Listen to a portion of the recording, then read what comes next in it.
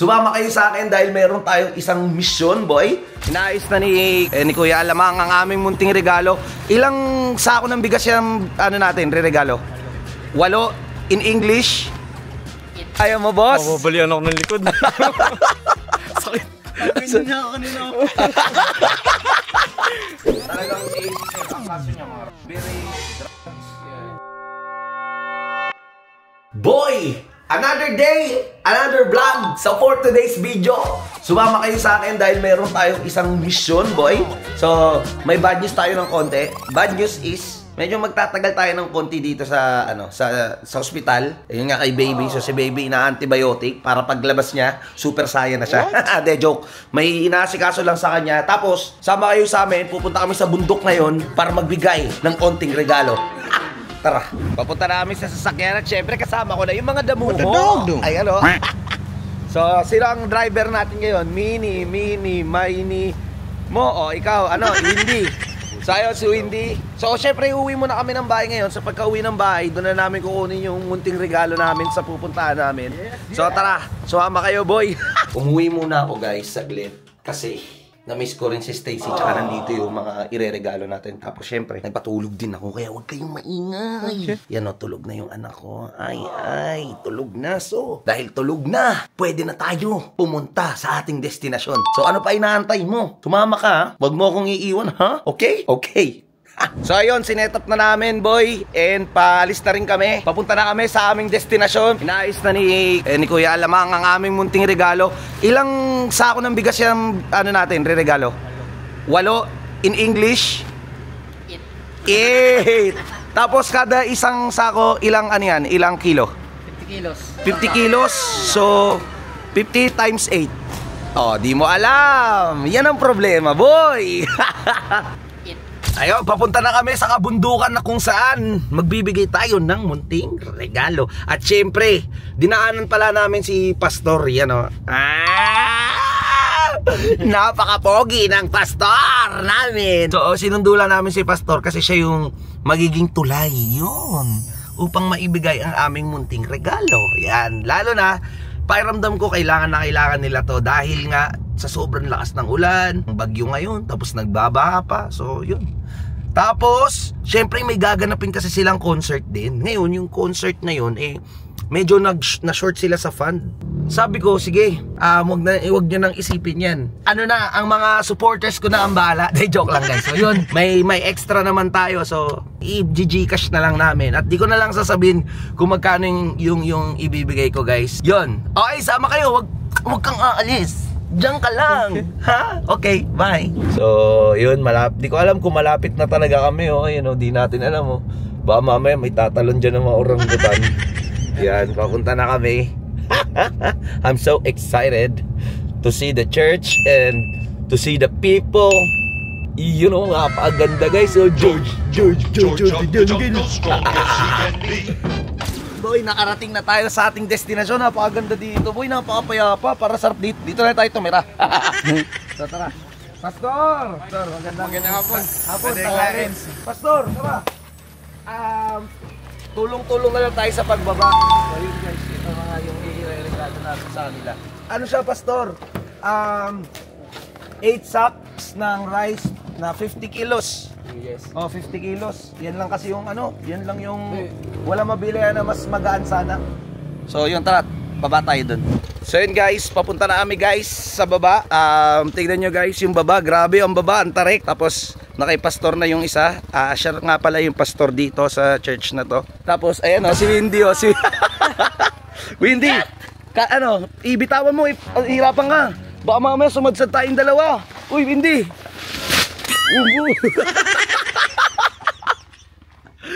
Suko. Grabe guys, grabe. Kakaibang adventure to, di ba? Kinaya mo, boss? Mababalian ako ng likod. Sakit. Ganyan niya ako kanina.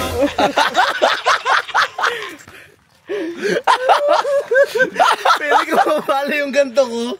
Yung ganto ko mabali kanina. Kaganyan ako. Ano boss? Kaya pa boss? Nakapag na ako ng isa eh. Last talaga ni Alawat. Grabe talaga siya. Ano mo, Ting? Ano, Ting? Ano? Nabuhat ko na lang. Ang sakit sa palakang. Malayo-layo ba? Layo-layo pa boy. Oo nga, grabe. Tignan nyo guys, ang taas na ito. Ayun, oh, di ba? Grabe ito ang adventure namin. Napakasaya na adventure namin. Ayun, okay. 50 kilos yan.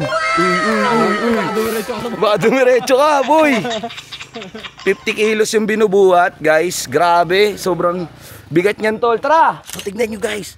Napakaganda dito. Ooh. What a view. May stress ka ba dito, guys? Ito na ang kanilang munting simbahan. Napakaganda ng kanilang simbahan. Ayan. May basketball sa simbahan. Ayan. Ito, si Pastor nga pala. Tapos, pinag-usapan namin yung concert na gusto nila sanang gawin, di ba? So, syempre, halos lahat ng Living Word ngayon na church nagko-concert. So, syempre, dapat sasabay sila. Yes! So, Pastor, mag-withdraw sana kami kanina. Kaso, na-block yung ATM niya. Ngayon, Pastor, may Gcash ka ba? Meron. Ayun, Gcash. Sige, mag-hotspot na lang tayo para mapadala natin sa kanila yung munting ano natin, yung munting tulong. Guys, again, maraming salamat sa inyo. Kundi rin naman dahil sa inyo, di natin magagawa. Siyempre, maraming salamat sa itaas sa lahat ng biyayang binibigay sa atin. Amen. Ito yung higaan kasi meron ding ano dito yung mga bata foundation. Natutulog din sila dito. Kasi yung before yung ano dito meron na talaga mga galing preso. So punta tayo doon mamaya. Church namin dati. Dito kayo? Oo. Kaya, Yung mga tinatawag preso. niya na brigada. Kasi yan mga preso sa jail kasi Pag ang tawag sa kwarto mo, room mo is brigada.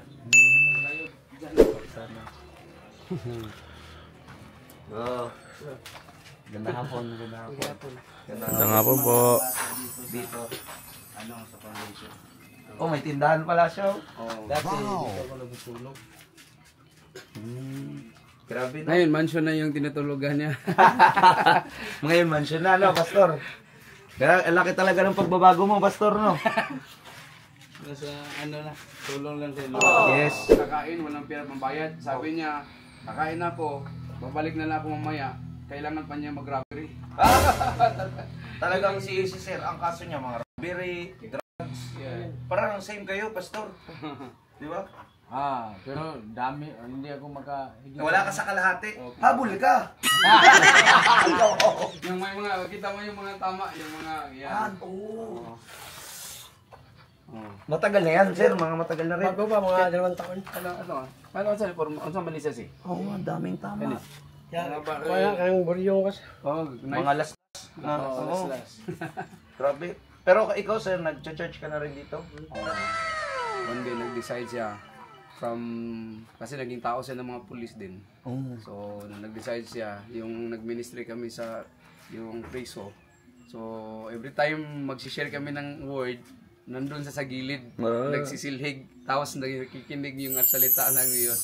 So one time nag-decide siya na pupunta na dito. So sabi niya, Sir, yung sa mga pulis, kung okay lang, din ako magstay dito sa church na.